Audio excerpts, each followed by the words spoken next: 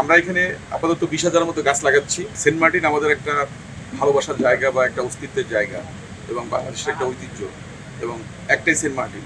তো আমরা চাই এই দ্বীপটাকে সুন্দরভাবে সাজিয়ে তুলতে এবং আপনারা জানেন যে মাননীয় প্রধানমন্ত্রী সারা বাংলাদেশে 25 কোটি গাছ লাগানোর একটা উদ্যোগ নিয়েছে আগামী 5 বছরে।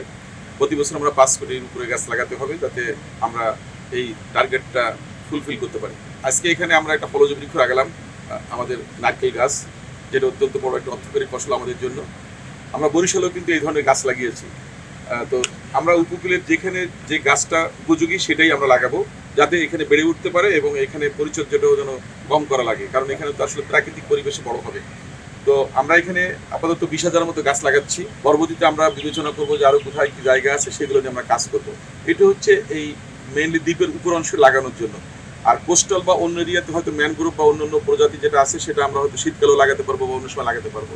তো এখন মূলত আমরা এই 20,000 গাছ আমাদের এনরুট একটা সংগঠন আছে, তারা লাগাচ্ছে, এখানে ওয়ার্ল্ড ভিশন সহ কোস্টগার্ড সহ এরা সবাই সহযোগিতা করছেন। আমরা আশা করবো সবার সহযোগিতায় সুন্দরভাবে এই বৃক্ষরোপণটা করতে পারবো এবং এই দ্বীপে যারা বসবাস করছে তাদের দায়িত্ব হচ্ছে এগুলোকে দেখভাল করা যেন এই গাছগুলো বেড়ে উঠতে পারে, কারণ আমাদের পরিবেশের জন্য এই গাছগুলো অত্যন্ত জরুরি। একদিকে দ্বীপের জীববৈচিত্র্য রক্ষা করা যেমন দরকার, ঠিক তেমনি মানুষের স্বাস্থ্য সেবা সহ অন্যান্য যে ব্যাপার আছে সেটাও জড়িত আছে। এখানে ফলজ, ঔষধি, বনজ সব ধরনের গাছই আমরা এখানে রোপণ করব এই মাটির সঙ্গে সামঞ্জস্য রেখে। আশা করি অত্যন্ত সুন্দরভাবে আমরা এই প্রোগ্রামটা শেষ করতে পারবো এবং সবার সহযোগিতা সেখানে থাকবে বলে আমরা আশা করছি।